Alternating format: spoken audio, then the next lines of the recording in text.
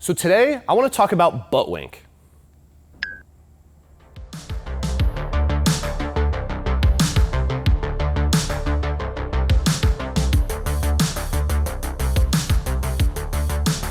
So butt wink is when we see a bit of a posterior pelvic tilt at the bottom of a squat.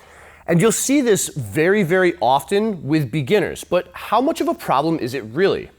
In actuality, butt wink is not a huge issue, but we do want to have some degree of consistency with our squat. And if you have too much motion, it's gonna be really hard to replicate the same exact technique as you go up in weight. So one of the biggest things that we can do to just improve our squat in general, but also potentially limit butt wink, is really emphasize bracing. Now I have a separate video on bracing, but here we're gonna give you the basics. We're gonna relax our muscles in the midsection, we're gonna take a nice big breath and inflate with some air and then compress it with those muscles.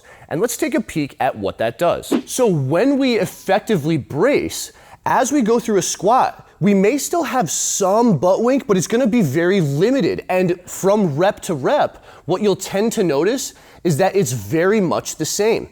You'll feel that point where your hips can no longer get into any deeper flexion. And because we've compressed that air in our midsection, it prevents us from fully rounding all the way through just to achieve a little bit more depth.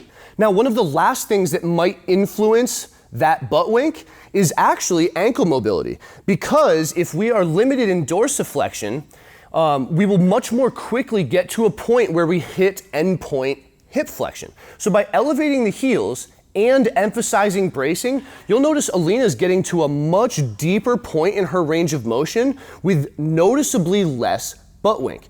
And if we get to this point, there is really nothing to worry about. We really want to see consistency rep to rep.